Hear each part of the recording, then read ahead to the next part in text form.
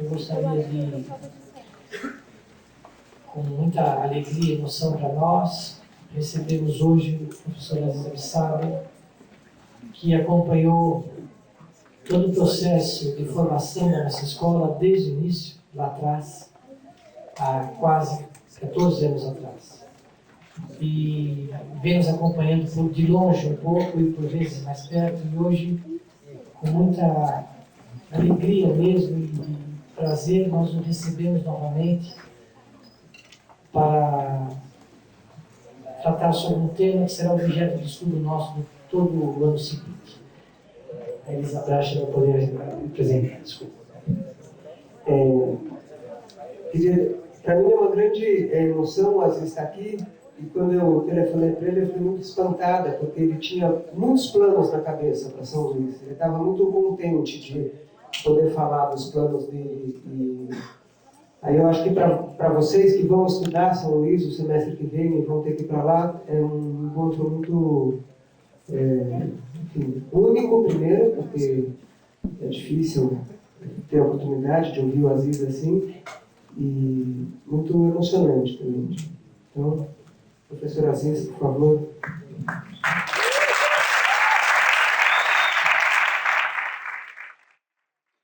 Grande alegria que eu estou aqui, mesmo que hoje eu precisei vir com uma pequena bengala. E, afinal, estou com 86 anos e essas coisas acontecem. Mas falar de São Luís do Paraitinga, a diversos níveis, é para mim um momento de recordações, ora muito saudosas e agora, ora muito tristes por causa dos acontecimentos do transbordamento do rio Paraitinga dentro da cidade. E queria dizer a vocês que eu sempre tive uma certa dificuldade de estudar São Luís do Paraitinga em termos de sua história, em termos de sua estruturação urbana. E como eu conhecia demais o sistema de ruas, a morfologia da cidade, eu demorei muito para pensar nisso. E agora fui obrigado a tratar de tudo. História, urbanismo, ciclos econômicos e culturais, etc. Mas queria dizer a vocês que a história de São Luís é um pouco tardia. A cidade antes da cidade existia ali uma passagem muito rústica para os que vinham de Taubaté e se atreviam a entrar nos sertões do Paraitinga. Mas aconteceu que umas pessoas que vinham de Paraty ou de Cunha conseguiram obter algumas grebas com autoridades da então província, autoridades de Guaratinguetá e também de Taubaté. E eles conseguiram espaços além Paraitinga, além margem esquerda do rio Paraitinga, em alguns lugares. E por isso começou uma história agrária antes da história urbana. Mas, para poder ter um acesso às coisas mais comuns, surgiu um pequeno povoado num terraço de São Luís, terraçozinho, entre a grande várzea, que nós vamos falar daqui a pouco, surgiu um povoado pequeno que fugiu um pouco da várzea. E no futuro foi o contrário que aconteceu. A cidade desceu para a várzea inteira e foi atravessar o rio lá adiante. Mas esse povoadozinho aconteceu mais ou menos em 1779, 1770. Se vocês observarem a data, já vão verificar que foi no fim de um ciclo colonial, com ciclos econômicos muito pobres, e, de repente, 10 anos depois, começa o ciclo do café na região. Então, São Luís é fruto do ciclo do café por extravasamento das riquezas criadas pela expansão cafeeira na região, mas muito mais no Médio Vale do Paraíba. E o café do Médio Vale do Paraíba, todo ele, por muito tempo, tinha que passar por São Luís e pelo povoado.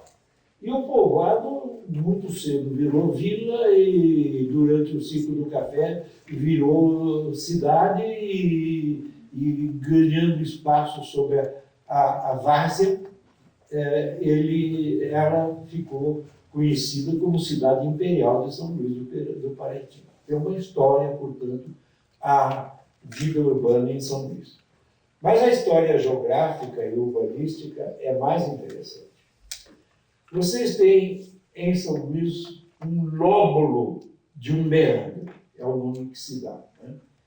E esse lóbulo, ao invés de ser parecido com os meandros divagantes do meio das planícies inundáveis, como é a do Médio Vale do Paraíba, entre São José dos Campos até Guaratinguetá, o lóbulo ele era embutido numa área de morros. Então, não tinha um pedúnculo.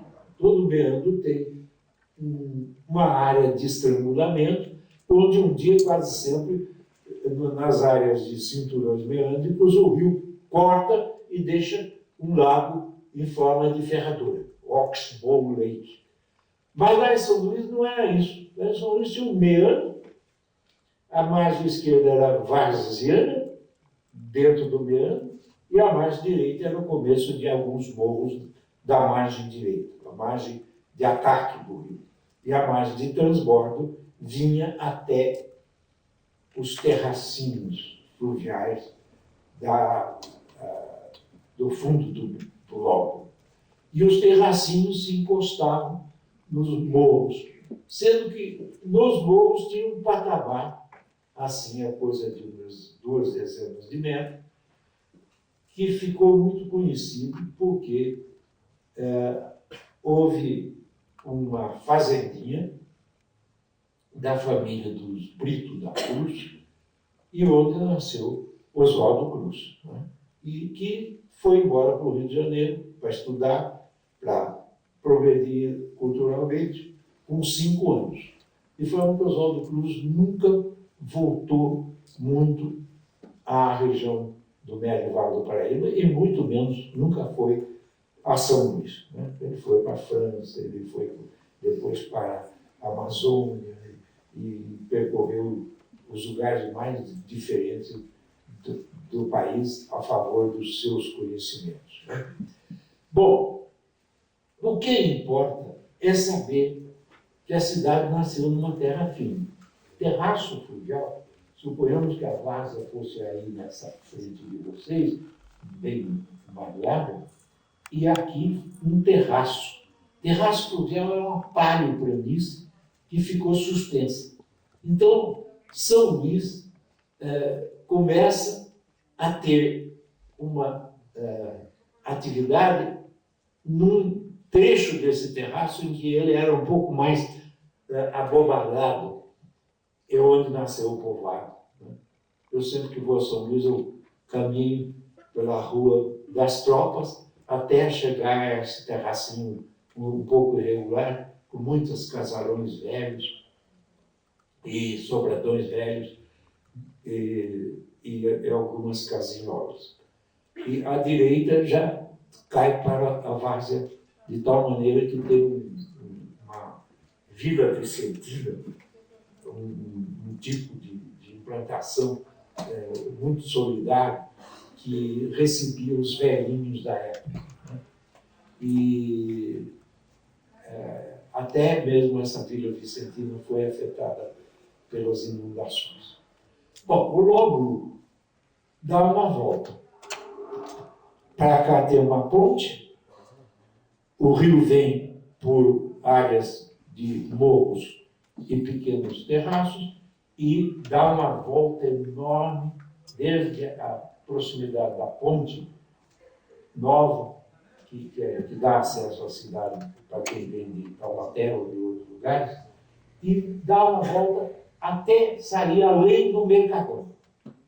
O Mercadão é um outro fato da região, muito importante e que não foi derruído, mas eu fui lá recentemente e as águas chegaram até o topo do portal do Mercadão. Foi muito violenta a inundação, das mais violentas que eu já ouvi falar em cidades de Planalto, em São Paulo.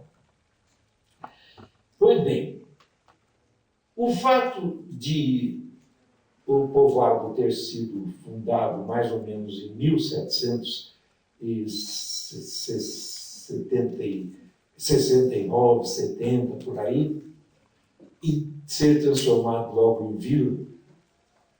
E com pouco tempo começa o ciclo do café no Médio Vale e o ciclo do café precisava atravessar o Vargeão do lóbulo interno para poder prosseguir na direção de Ubatuba. E o resultado é que essa rua ficou sendo chamada popularmente de Rua das Tropas. Foi a primeira rua que atravessou o lóbulo interno bem no seu eixo. E fizeram uma pontezinha rústica e as tropas vinham de Taubaté carregando café e iam embora para Ubatuba. A partir de 1780, aconteceu a vinda de uma pessoa de Portugal que, ao invés de pedir uma greva para a província de São Paulo, já veio com ordem da corte para fundar uma fazenda na raiz da Serra do Mar. E como eles não entendiam muito bem de mapa, o cidadão, ao invés de ir por Ubatuba, da raiz da Serra do Mar, veio parar perto de São Luís do Paraitinga, num bairro que hoje se chama São Pedro de Catuçaba, e naquele tempo tinha o nome indígena de Catuçaba. E o cidadão, que se chamava José Pereira, não sei se de Castro, não me lembro bem o sobrenome final, o cidadão fundou uma fazenda belíssima, porque ele veio de Portugal com dinheiro e com pessoas que sabiam construir. Então, a fazenda do Pereirinha, em Catuçaba, a uns 12, 15 quilômetros de São Luís, ficou a coisa mais famosa da região. O próprio povoado de São Luís não era tão importante quanto os arredores da fazenda do português Pereirinha. E acontece que esse Pereirinha, vou contar a história porque eu obtive essa história de uma luisense que é talvez a única colega do tempo que eu era menino. Uma moça que foi belíssima lá em São Luís e a gente não esquece. Então, ela chama-se Sidoca, e hoje está com mais idade do que eu estou com 85, 86, ela deve estar com 88 para 89. Ela mora atualmente em Jundiaí.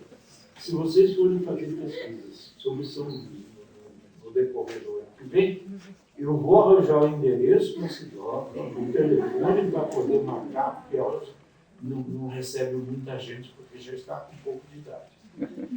E, então, a Sidoca escreveu um trabalho que eu vou publicar num livreto educacional que eu chamo de Leituras Indispensáveis. Parentes, portanto.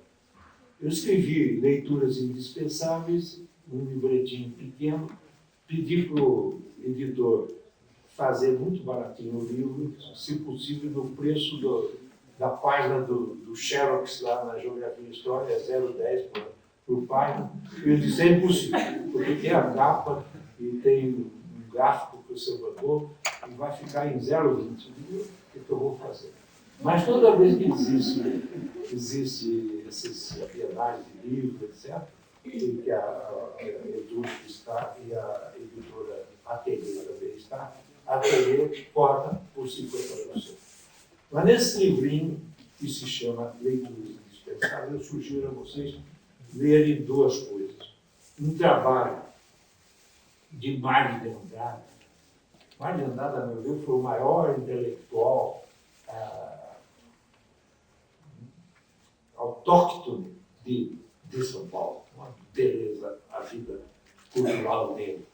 Pois bem, ele trabalhava no conservatório musical, ali de onde agora a prefeitura quer fazer a Praça das Artes e nunca começa, mas começou roubando os livros do conservatório, que eram livros importantíssimos, com partituras, etc., de muitas épocas e outras coisas sérias. Mandou tirar todos os livros de lá e levou para algum lugar que a gente não sabe bem. E um amigo meu, meio ele entrou na Praça das Artes, que estava vazia lá no fundo, e guardou 20 mil livros para fazer a Biblioteca do Índio.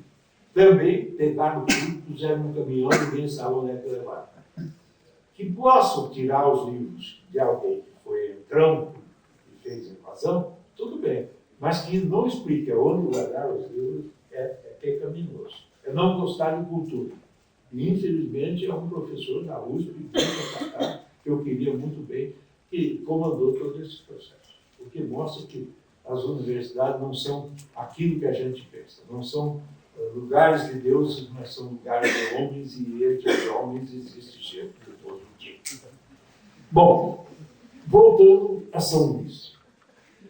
A Rua das Tropas recebeu um influxo de um filho do Pereirinha, um neto do Pereirinha. Pereirinha tinha dois ou três filhos, entre eles moças, e veio um cidadão, isso é assim, não foi que contou e eu estou repetindo, mas é dela. Veio um cidadão de Minas Gerais, o contato de Minas com Paraty e mais tarde de Minas com São Luís sempre foi grande. Veio lá da região dos garimpos de Minas um cidadão chamado Domingos Luna, e pediu licença para o Pereirinha para ficar lá, porque ele queria ir para Ubatuba para ir embora para Portugal. E não teve dúvida, ele contou que ele matou alguém em Minas e tinha que ir embora fugido para Portugal. Pois bem, o Pereirinha, muito solidário, recebeu ele na fazenda, deixou ele uns dias, e o cara ficou gostando daquele ambiente, daquela paisagem, daquela coisa, e no fim namorou a filha do Pereirinha e acabou casando com ela. Mas ele chamava-se Domingos Luna e a família do Pereirinha chamava-se Domingues.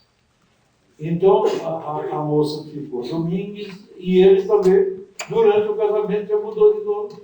E Domingos Luna passou a ser Domingues de Castro. Então, isso mostra as coisas relacionadas com a área do ouro e alguns fatos relacionados com a prévia em relação ao começo do ciclo do café no Vale do Paraíba Médio. Bom, os filhos desse danado que matou gente lá em Minas e veio se refugiar em São Luís, em Catuçaba, entre os filhos, um que vivia viajando de Catuçaba para o povoado de São Luís e já tinha ido a Taubaté e tal, e se tornou uma pessoa conhecedora da região. E foi ele que pegou aquela estrada que passava por dentro do meandro, amplo, bem no centro do meandro, para chegar numa pontezinha lá, ele começou a fazer fatos para a cidade muito importantes. Casarões, e incentivou as pessoas mais ricas da zona rural, as pessoas comerciantes que ficavam dando apoio para os tropeiros que vinham com as sacas de café, etc. E o resultado é que surgiu a rua que hoje tem o nome de Coronel, o moço filho do casal, Coronel Domingues de Castro. A Rua das Tropas agora é a Rua Coronel Domingues de Castro, que sai do antigo povoado num terraço e atravessa o meandro raso, onde a enchente com facilidade penetrou. Bom, quando eu era menino, já existia uma segunda rua, paralela com essa, que se chamava Rua Nova, que também tem um nome dos familiares dos Domingos de Castro. E, finalmente,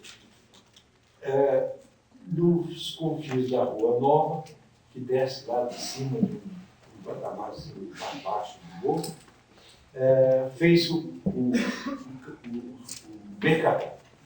O Mercadão, acima do nível arquitetônico geral da cidade, muito pesado, e que tinha na sua beirada para o rio um lugar onde se fazia a matança dos animais de corte para açougues. Eu me lembro, em 1926,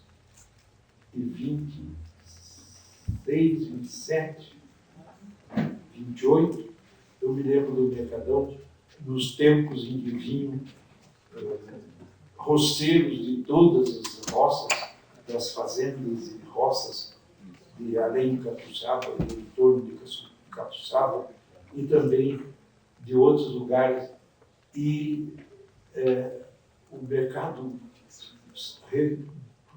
regurgitava de gente. Então, teve um passado esse mercado. Agora a gente vai lá, tem 2 ou 3 banquinhos, uma vendendo queijo, outra vendendo pequenos brinquedos de madeira, muito bonitinhos, muito interessantes, e no fundo tem umas 2 ou 3 bancas vendendo alguma coisa de comestível. E, como não tem auditório, o prefeito novo de São Luís colocou um auditório dentro do mercado. E também queria dizer a vocês que esse mercadão, que teve tanta vida econômica e social para os roceiros, me deu uma experiência. O pessoal da roça vinha todos os fins de sábado, ao longo do domingo, vinha para São Luís para ouvir missa e vender mercadoria. É a frase que eu inventei. E então, o pessoal de manhã passava pela igreja, alguns ouviam a missa, outros só visitavam a igreja, e depois iam para o mercado. O mercado é o ponto de encontro fundamental da cidade de São Luís. Me lembro também de coisas que eu estou contando a vocês para amenizar um pouco depois da tragédia da inundação.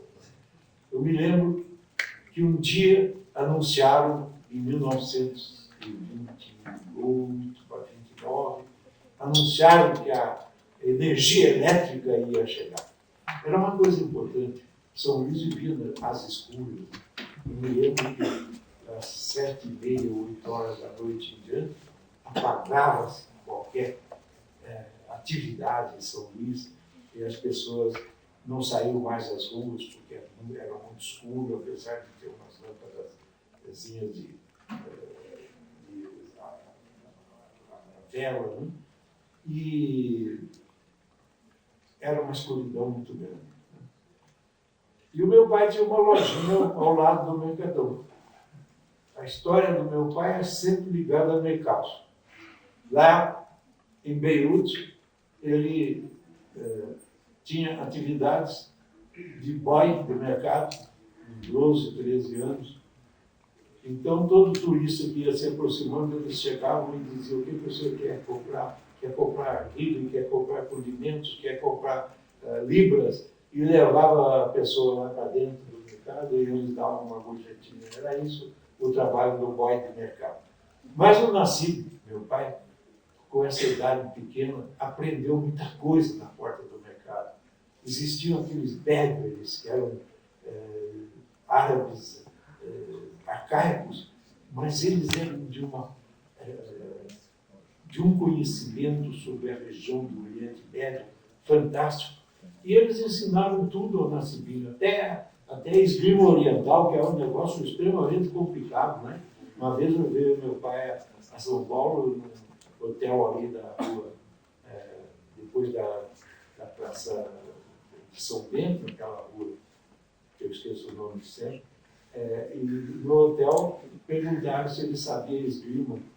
Ele disse, me dá um taco aí do Miguel, ele pegou o taco e começou a fazer esgrima, e eu fiquei assustado porque eu não sabia que ele sabia aquela esgrima extremamente difícil que é a esgrima oriental. Sozinho, é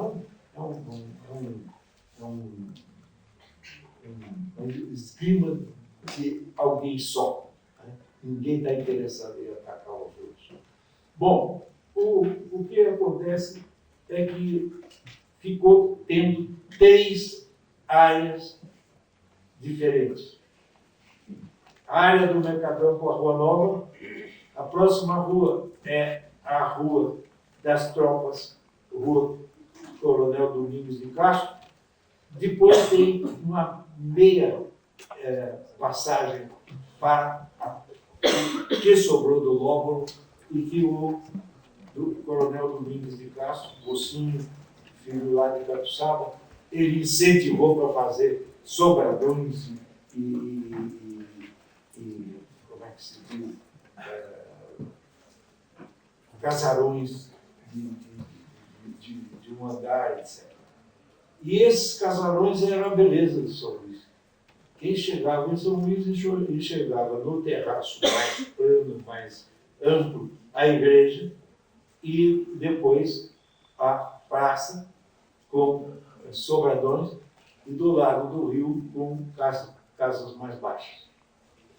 Bom, numa certa ocasião, eu, chegando a São Luís, fui até a casa de Oswaldo Cruz, onde estava se formando um centro cultural.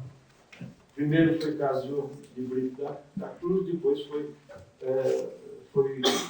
fazendinha lá do patamar do morro do senhor Paduro, né? O único descendente de italianos que a cidade teve por muito tempo, e mais recentemente era um centro cultural.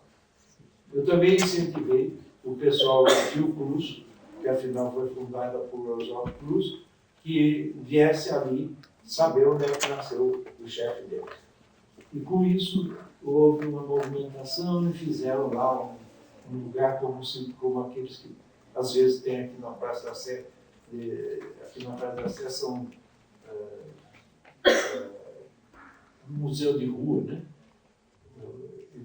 Que um arquiteto muito conhecido fez em vários lugares. E dentro da antiga sede da Fazendinha, onde nasceu Oswaldo Cruz, fizeram um porção de painéis mostrando a história de São Luís, etc. De um modo mais ou menos simplório. E tinha alguns livros jogados, um para outro, no outro, etc. Eu disse ao prefeito, por que o senhor não reúne esses livros que estão lá em cima e não trazem para a praça, onde sempre tem crianças brincando? Uma das coisas fantásticas de São Luís é a liberdade social das crianças. As famílias deixam as crianças brincarem na praça à noitinha, até 9 horas e meia. E pode-se transitar à vontade, não tinha problema nenhum de segurança, etc.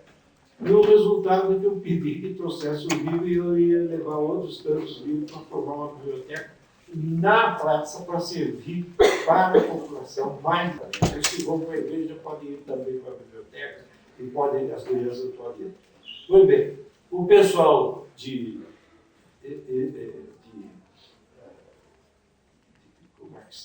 plantações de eucalipto, quando viram que nós fizemos a biblioteca, com muitos livros, não tiveram dúvida para poder fazer bonito e poder plantar eucalipto de toda parte.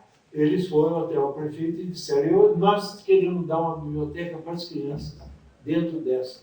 E lá no fundo fizeram a biblioteca para as crianças e muito burramente mandaram alguém comprar livros para a criança e o idiota foi lá e comprou enciclopédias e outras coisas porque ele não sabia nada do que a criança gosta. Isso acontece. Né? Então, burrice tem em toda parte. E sobretudo dos empresários desse tipo. Mas o que aconteceu é que a bibliotecazinha ficou sendo o centro de atração. Os que vinham para São Luís, em primeiro lugar, iam até a igreja, para ver a igreja grande, duas torres, um triângulo no meio, não sei como é que os arquitetos chamam aquele triângulo que tem entre as duas torres, mas vocês vão me explicar qual que é. E depois iam para a praça, e depois iam comer os pastel nos lados da praça, e depois iam para a biblioteca. E chegavam na biblioteca e ficavam dominados. Uma cidade daquele tamanho e uma biblioteca relativamente boa. E aí procuravam saber como é que os livros chegaram lá. E daí vinham, mandavam dizer para mim, para eu mandar livro para Minas Gerais, para Bahia, etc. Né? É claro que eu não tenho essa condição.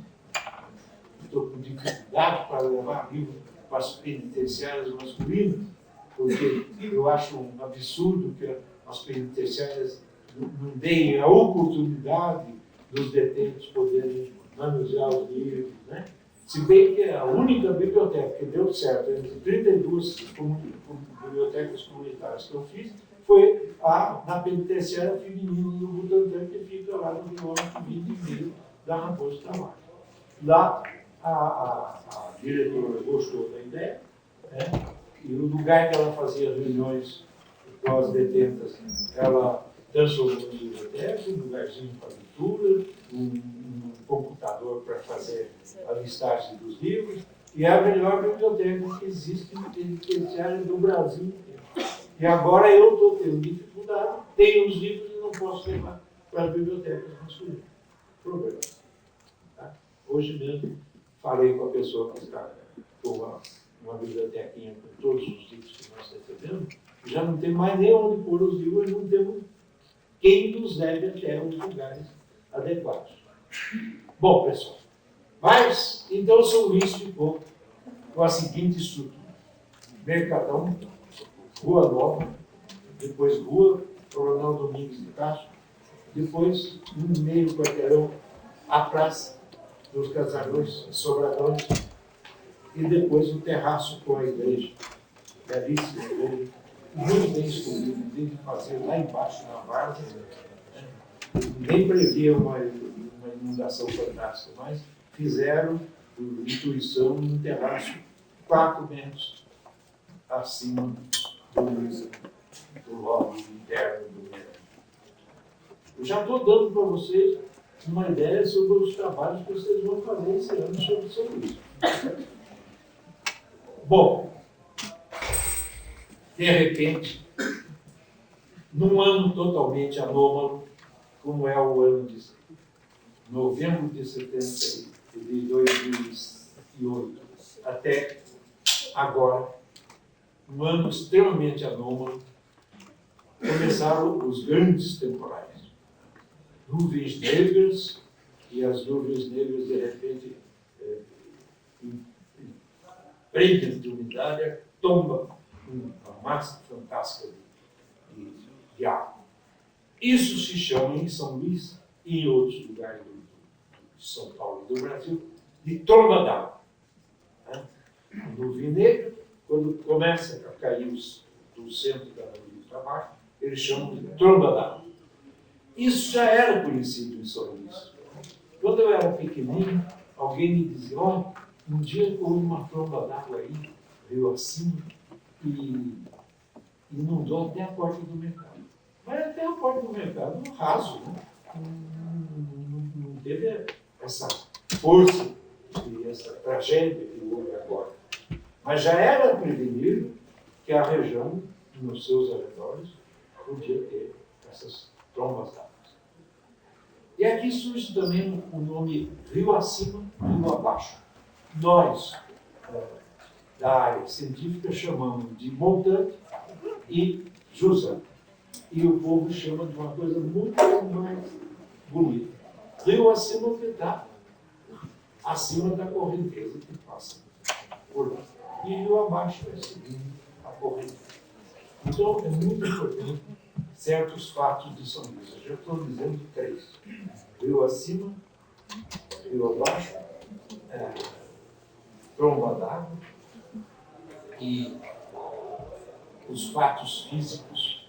O terraço nunca identificaram, nem o terraço onde estava o povoado, que era mais irregular e estreitinho, e nem o terraço fluvial bonito onde estava a igreja matriz de São Luís de Tolosa.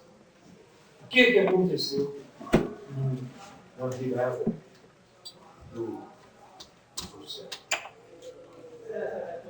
Porque essa região do Paraibuna veio lá nos arredores de Cuba, até Paraibuna e até São Luís. De São Luís para cima, aqui Paraibuna, lá na cidade de Paraibuna. Nessa ocasião, essa região sofreu um excesso de trovas e as águas desceram. Quando se aproximaram do ano raso, elas passaram pouco antes da ponte nova e entraram já para dentro da cidade. E, ao mesmo tempo, um rio que vem de Catuçaba, que se chama Rio do Chapéu. São coisas do passado que vocês podem. É bom conhecer, que tem certas coisas até engraçadas. Por que Rio do Chapéu? Porque quando os paulistas, já na época do café, enriquecidos com bancos e café e outras coisas mais em São Paulo, começaram a comprar terreno em todo lugar que era barato. Eles foram lá para a região do Chapéu, compraram um terreno entre Catuçaba e São Luís e levaram as filhas. E as filhas não sabiam que lá era zona do caipira. E foram de chapéu bonito e de roupa de luxo. E aí o povo não teve dúvida. Começou a chamar o bairro de bairro do Chapéu, por causa do chapéu das paulistanas. Curioso. Bom, a avalanche foi grande, porque o Rio do Chapéu, vindo lá de cima, ele vinha um pouco mais, com um perfil longitudinal um pouco mais acidentado. Tanto que foi perto de São Luís que fizeram a barragemzinha para obter a eletricidade, que marcou uma história nova para São Luís. Depois que a eletricidade chegou em São Luís, um pouquinho, né, a cidade ficou mais ativa, as pessoas andavam um pouco mais até a noite na praça, etc. E também aconteceu uma outra coisa, é que a gente que tinha no interior das casas tinha que dormir às 7h30, 8 horas, porque a escuridão era tão grande, e nós meninos tínhamos medo do Saci Pererê, outra coisa de São Luís, e tínhamos medo de outras coisas, porque a gente ficava com dificuldade em dormir e ficava pensando nas coisas ruins que podem acontecer. Então tem um passado curioso. Uma das coisas curiosas foi a chegada de um grupo de Taubaté que levou um cinema para passar na rua Nova, em frente à igreja, ao Mercadão. Então, a manhã inteira eles estavam arrumando uma toalha grande e o lugar dos aparelhos e tal, e quando chegou de noite, um todo de gente, e passaram um filme de cowboy, e o pessoal gritava às vezes para os policiais, para os mocinhos: cuidado, o homem está atrás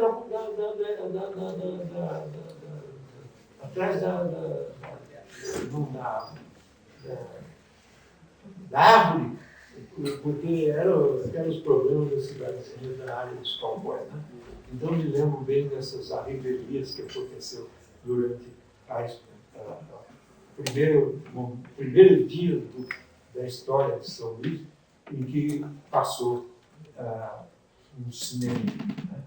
E depois criou-se um pequeno cinema na cidade, não tinha bancos, as pessoas que tinham algum comércio, o meu pobre pai dele guardava um pouquinho de dinheiro num cofrinho mínimo que ele conseguiu em São Paulo e assim por diante. Mas o que eu quero dizer é que todos esses espaços, a praça, a rua, Domingues de Moraes, as ruas de ligação, ruas do Domingues de Castro, as ligações com a praça e a Rua Nova, se encheram de águas que vieram primeiro pelo Chapéu, pelo bairro do Chapéu, pelo Rio do Chapéu, e emendaram-se com as águas que vieram de rio acima e inundaram a cidade até 7 metros de altura. Em alguns lugares, os sobradões tiveram a água até a janela, ou metade da janela do sobradão. E com isso se derruiu a prefeitura, sobretudo a parte de trás desses prédios. Porque os prédios tinham essa fachada bonita, feita em taipa de visão no passado, né? Provavelmente pelos herdeiros daqueles que fizeram a fazenda do Pereirinha e que continuaram por lá em São Luís, então eles eram construtores, né? Com taipa de pilão, como tinha em Portugal. E aí os prédios da praça, na sua parte frontal, são muito bem feitos, não derruíram. Mas, em compensação, tudo que estava para trás foi estragado. Tem um supermercado de uma família importante da cidade, que colocou seu filho aqui na USP, fez história, é uma pessoa bastante inteligente. Toda vez que depois da inundação alguém ia para São Luís, tinha que procurar o filho do dono do Mercadão para falar. Ele tinha uma boa formação cultural e explicava tudo o que aconteceu. Mas os sobradões do supermercado e o sobradão da prefeitura, na sua parte traseira, onde o rio subiu muito, eles foram bastante estragados. E depois muitas casas pequenas. Mas o mais triste para mim foi a bibliotecazinha. O prefeito conseguiu descer a biblioteca lá do patamar do morro do Oswaldo Cruz e reuniu os livros, e os livros começaram a chegar, e todo mundo doando livros, e eu levando livro quando eu ia para Ubatuba, deixava lá, e esse filho do supermercado recebia os livros e depois levava, conforme a hora que eu chegasse. E sabe o que aconteceu? O rio Paraitinga, atrás da área da biblioteca, subiu violentamente. Entrou por dentro da biblioteca e 20 mil livros boiaram na praça, estragando toda a biblioteca, que era o novo xodó da gente. Então, aconteceram coisas muito tristes. Existe uma pessoa, Dona Sinira, que é verdadeiramente a pessoa mais importante da cidade, porque o marido dela, no passado, ele era musicólogo e transformou as velhas cantorias de caipiras em cantos românticos belíssimos. E a cidade ganhou uma força nova através da música e do canto, e que não fosse apenas cantos religiosos e nem cantos caipiras, o que é muito importante, porque durante muitos anos São Luís foi apenas a terra do cristianismo, a terra dos cristãos. Existiu um monsenhor vindo da Europa, vindo acho que da Itália, chamava-se Monsenhor Gioia, e ele não deixava acontecer, não inventar nenhuma religião outra que não fosse a católica. Né? E então a Rua do Rosário, que cruza as duas, cruza a Rua Nova e a Rua Domingos de Castro, e sobe uma ladeirinha e lá em cima tem a terceira igreja. São Luís ganhou 3 igrejas. A igreja do povoado e da vila chama-se Igreja das Mercês. Foi derruída por essas inundações, porque ela estava para não fazer no mesmo lugar onde tinha os casarões, eles colocaram um pouquinho mais embaixo, numa zona de planície, já no começo do lóbulo interno. E a segunda igreja era a igreja matriz, essa grande, parecida com muitas outras.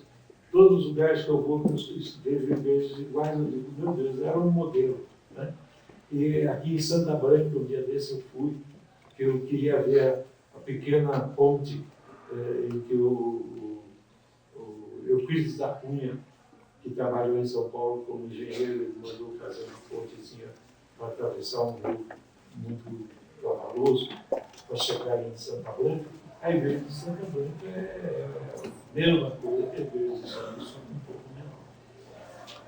Bom, então fez uma igreja de tipo estrangeiro, uma torre só, bonitinha, tipo europeu, que ficou sendo chamado Igreja do Rosário.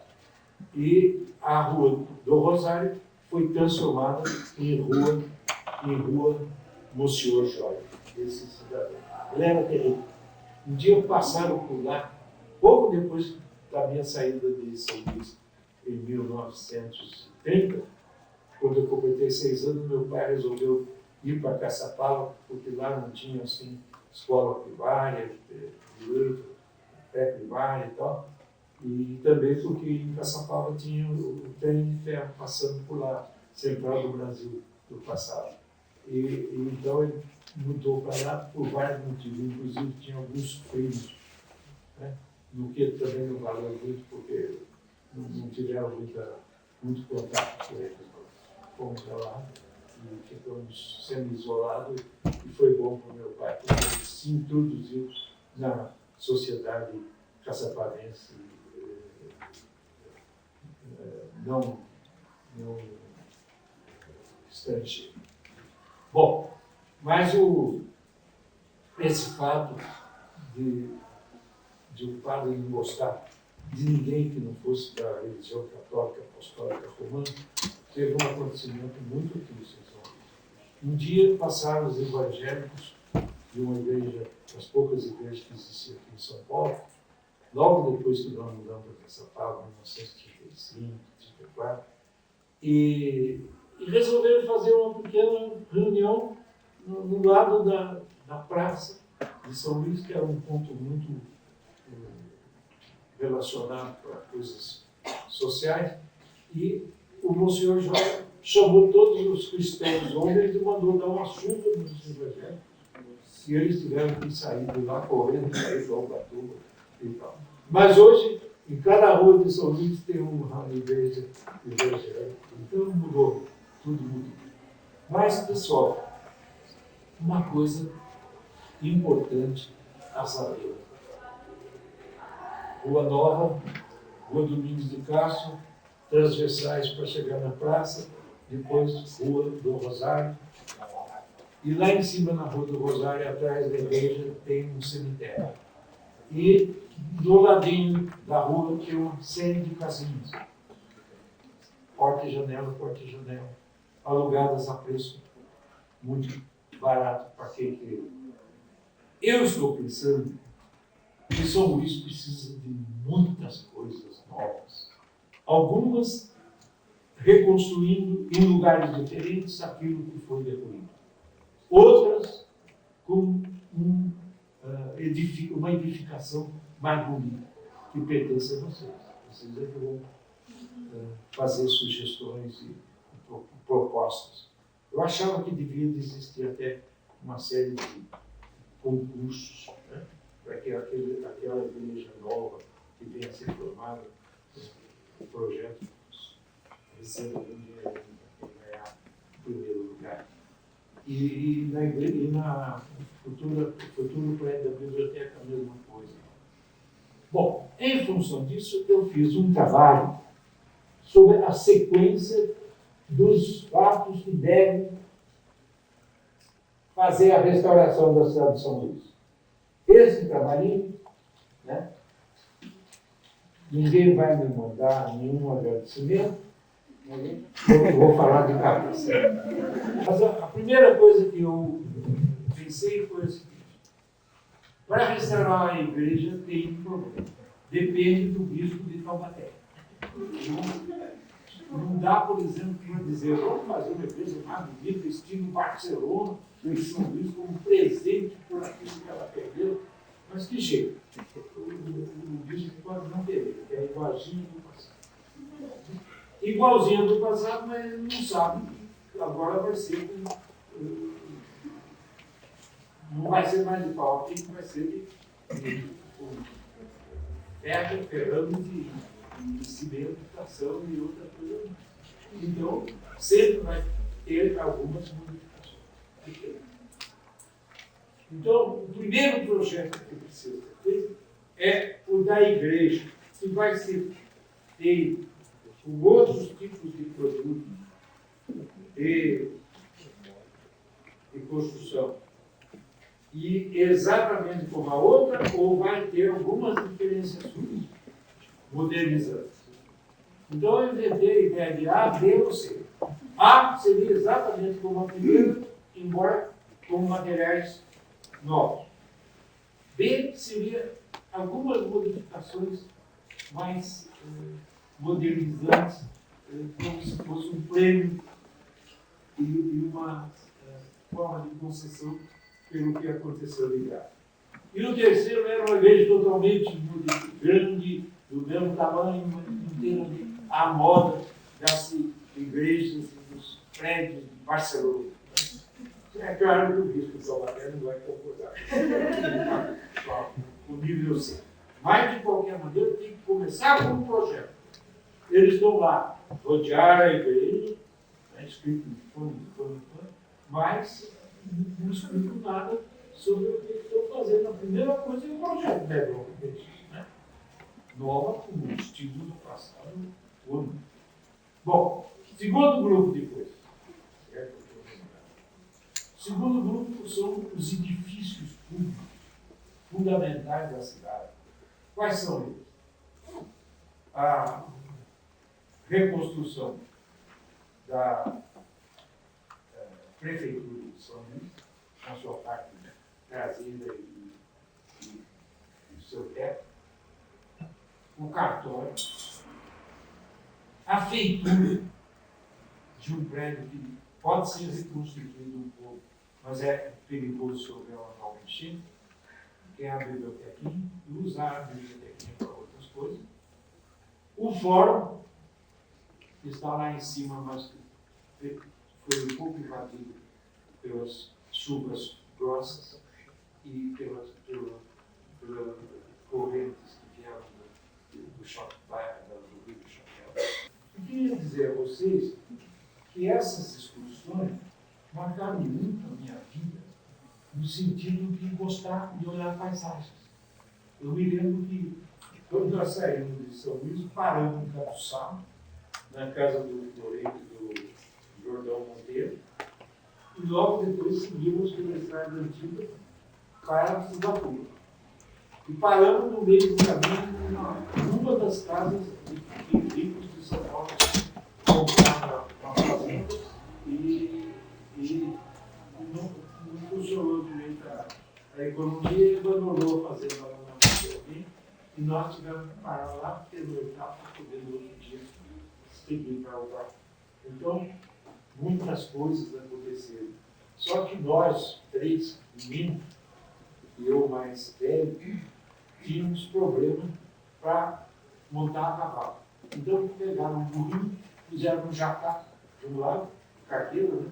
E outro jacá do outro lado. Os dois irmãos meus ficaram de um lado, eu fiquei no outro e ainda puseram uma pedra perto da minha perna para equilibrar e para a gente ir para o seu dedo.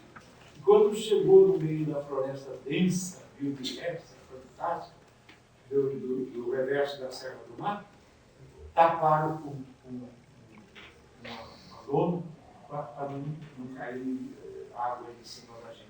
E eu fiquei tristíssimo, porque de um ponto em diante eu fiquei enclausurado dentro do carreiro sem poder ver as paisagens que eu gostaria de ter visto naquela época, uns 6 anos de criança. Bom, então, a reconstrução, projeto da igreja, a reconstrução dos órgãos públicos principais, prefeitura, fórum, feitura de uma nova biblioteca, uma nova escola, a escola também foi construída, e não tem muito espaço para pôr uma nova escola e não convém pôr no lóbulo interno mais plano, porque pode acontecer de novo coisa. O Mercadão, dar a ele uma nova sigla, e também algumas, a igreja da Cristo, do povoado, essa seria a sucessão número 2. E aí entra um problema de tempos diferentes. Para reconstruir a igreja vai demorar. Então tem que se fazer um projeto e começar a reconstruir vagarosamente. Para quê? Para dar emprego para o pessoal durante a fase inicial. Quando eu cheguei em São Paulo em 1940, a igreja da Central apenas e lá também deve ser mais uma. As outras coisas, os outros componentes, a prefeitura, o cartório, a fórum, a biblioteca, que deve ser um lugar mais alto, e a escola municipal central tem que ser reconstruída dentro de poucos anos. E aí entra um problema que eu tomei conhecimento quando fui discutir a questão das grandes enchentes de Blumenau no Nordeste de Santa Catarina. Lá no Nordeste de Santa Catarina, em novembro de 2008, aconteceram grandes chuvas e, ao mesmo tempo, chuvas grandes massas de umidade que entraram para dentro do território até a Serra Catarinense. E da Serra desceram todos em pequenos povos para Blumenau e outras duas cidades que estão perto a montante de Blumenau, Rio Acima. Então, foi uma cheia muito grande e eu já tinha estado em Blumenau para orientar o pessoal de que grandes cheias poderiam ser prejudiciais para a cidade. Ninguém quis voar. Fui até a prefeitura, falei com os vereadores na Câmara dos Vereadores, fui até a faculdade, falei com os alunos, corrido por aqui, saiu por aqui. Mas um dia aconteceu. Só para vocês terem uma ideia da ignorância do passado. A cidade está bem na beira do rio Itajaí, lado direito. E tem uma rua, beiradeira. E tem uma série de edifícios de 4 a 5 andares que estão nas lojas mais importantes de Santa Catarina no interior. Mais importantes do que aquelas que estão em Florianópolis. E com vestuário, tudo da própria região, etc. Sabe o que fizeram os habitantes que construíram os prédios de 3 a 4 andares, das grandes lojas?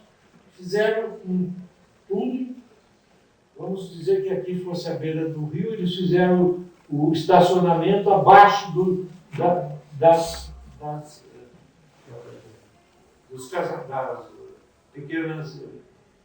pequenos edifícios de 4 a 5 andares.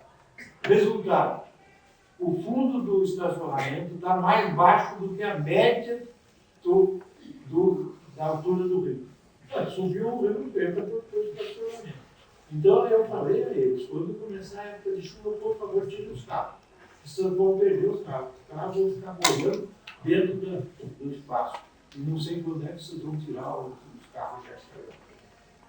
E colocam, arranjam um jeito de ter estacionamento um pouco mais alto no terraço que tem atrás dessa rua. Mas não adianta a gente falar assim, acontece. Então, nos estudos que eu fiz sobre a enchente do Itajaí Açu, eu tive a felicidade de voltar para o passado para ver quais foram os anos que deram chuvas maiores. Não como aquelas de Itajaí, como também não como a seção mas elas se deram de 12 em 12 anos, devido ao El Niño, aquecimento do Pacífico Central, saída de umidade forte, entra na Colômbia, passa pela Colômbia, ocasionando um litoral que é totalmente seco, semiárido, profundo, ocasiona grandes inundações e grandes precipitações. E vai para a Amazônia depois dos anos colombianos. Então, El Niño é de 11 em 11, 12 em 12, ou 13 em 13, ou 26 em 26, se a gente somar. Bom, eu comecei a estudar quais foram as fases climáticas mais dramáticas e que ocasionaram tragédia, e comecei com o deslizamento da parte traseira do Monte Serrape de Santos. Foi em 1924. E depois, 12 anos depois, aconteceram coisas dramáticas. 11 anos depois dessa segunda dramática. E consegui estabelecer a ciclagem dos anos mais dramáticos. E então essa de São Luís foi muito mais fácil, porque eu já tinha trabalhado para conhecer o caso de Blumenau. São Luís, segundo as avaliações de alguns jornalistas, teve enchentes há 44 anos. Mentira. De 11 até chegar a 44 vezes 11. Então, o problema, eu alertei no meu trabalho sobre São Luís do Parintins, que você pode encontrar na revista do Instituto Avançado da USP, eu alertei no caso de Santa Catarina, que é preciso restaurar as coisas que foram muito perturbadas pela inundação dentro de 10 anos. Não chegar a 11 nem 12, porque pode acontecer de novo durante as inundações. Esse alerta é importantíssimo e ninguém faz isso. Está lá no meu trabalho sobre Blumenau. E agora eu vou falar de novo sobre isso no caso de São Luís. É perigoso. Ou se faz rapidamente algumas coisas, ou acontece novas cheias, que podem não ser tão dramáticas como a atual, mas tem que ser repensada através de estímulo. Bom, depois desses casarões públicos, né, prefeitura fora do grupo escolar e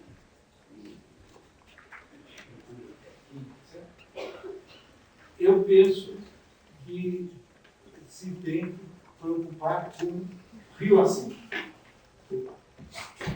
Como fazer pequenas barragens de interesse social, mas, sobretudo, para evitar que outras grandes daqui a 12 anos, 13 anos, venham a ocasionar inundações de novo na parte baixa da cidade de São Luís, que vai ser reconstituída independentemente do medo das cheias.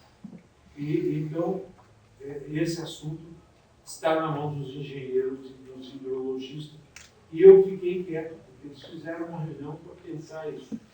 Mas o problema não é pensar isso, é subir o rio mesmo, através de embarcações, para ver os lugares que pode ser feita as barragens, até perto de Cunha. E ninguém faz isso. Fica só comentando. Você deve fazer isso, pode fazer aquilo, faço. Não. Então, eu estou com vontade de voltar a São Luís, vou amanhã para o domingo, não sei, vou na semana que vem, e vou falar com a prefeita sobre essa sequência. Mas, por último, eu tenho uma coisa de interesse de vocês. Se o Opolíndia passa atrás, vem pela área próxima da ponte, vai ser necessário, para que não entre muito diretamente o rio dentro da cidade, fazer um muro perto dos morros, 200, 100 metros. E a partir desse muro, continua fazendo uma mureta que rodeie totalmente o lóbulo, até além do mercado. Não é que essa mureta vai defender inundações de 7 metros de altura, mas pelo menos vai dar tempo para as pessoas perceberem que está subindo muito. Chegou na mureta, o pessoal, na parte mais da cidade, tem que sair. Tem que ir para o patamar do morro, tem que ir para as ruas mais, além ponte, ruas que sobem um pouquinho mais para cima, e assim por diante. E junto da ponte tem que fazer um portão de terra. E muito bem feito.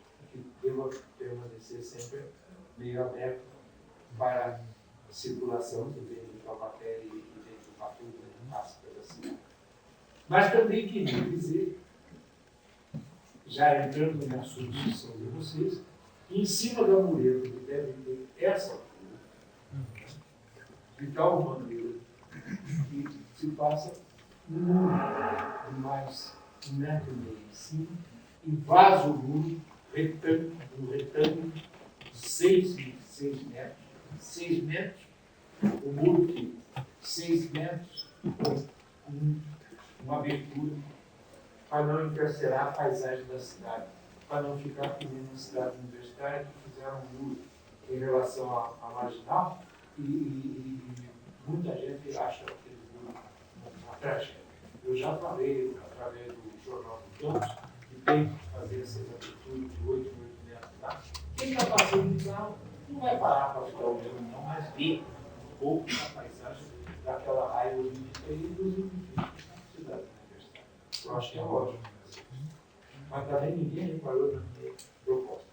E não puderam falar isso possível. Mas eu queria dizer a vocês que essa política tem que ser bem pensada, porque houve um rodoanel na margem do lóbulo em nível muito baixo, perto do rio Parintins. Então, muitos casarões usam o fundo para sair por esse rodoanel baixo, raso, que passa, inclusive, por baixo de uma passarela do lugar onde estava a ponte das tropas antigas. Hoje tem uma passarela para ir para o outro lado, onde tem muitas pousadas. Uma das duas coisas fundamentais de São Luís, né, é a revolução cultural que o marido da dona Jumira, eu estou esquecendo de alguns nomes, porque quando estou falando sobre coisas mais amplas eu esqueço.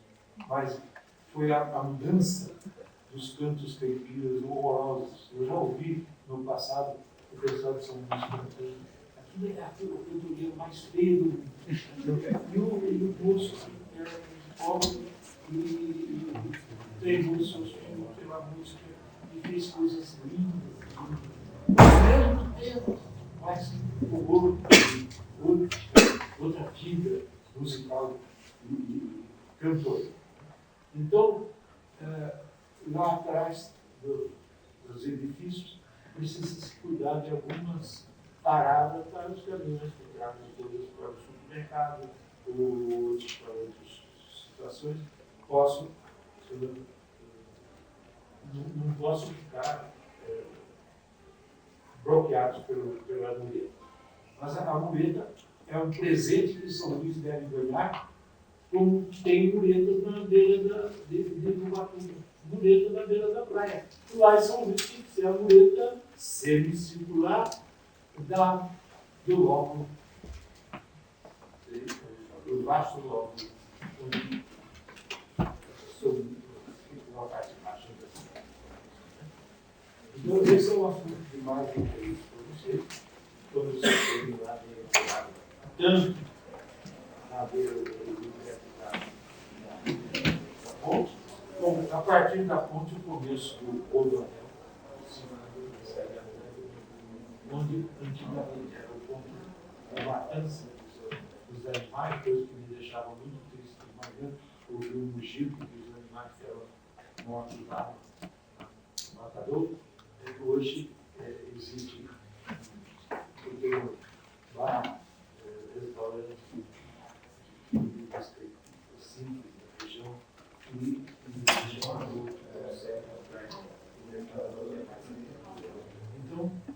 muita coisa pode ser feita. Eu vou deixar uma cópia da sequência que eu fiz e desse fato que a maior parte dos projetos e dos projetos e pequenas modificações deve ser feito até 8 anos.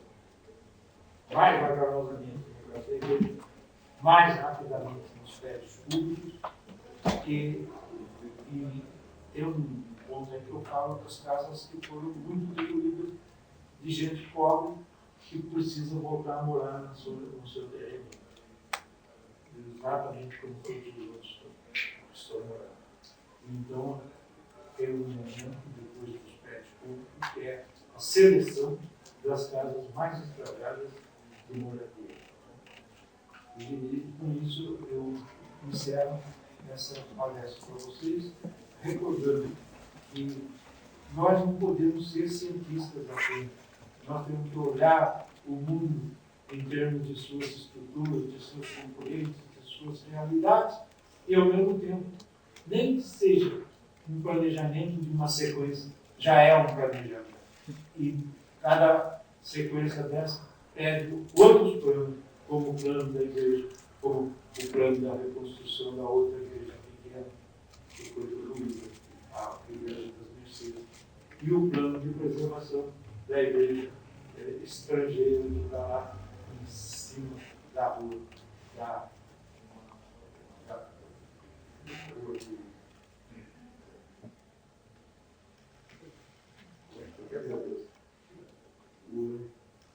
Rua Monsenhor Joia, que no passado tinha o nome da santa da igreja. Então, talvez seja necessário comprar algumas casinholas, verificar o preço que elas estão pagando agora, porque senão as pessoas dobram os preços, e para poder comprar algumas para fazer o novo grupo escolar, em um lugar que as crianças possam subir a qualquer tempo, independentemente da enchente, e que seja bonito, como dizem no Lago do Rosário, da fim da Rua do Monsenhor Joia, deve fazer belo de bem planejado, moderno, bem proteção nas escolas. E num outro lugar, a construção de uma biblioteca que seja mais ampla e que não fique apenas com 10 livros e depois uma bibliotequinha para as crianças com 500 livros que não são para crianças. Então, nós temos que corrigir a ignorância de alguns que não souberam planejar nem a sequência, nem os projetos básicos e nem pensar no futuro a nível de outros acontecimentos trágicos, como os que ocorreram no mês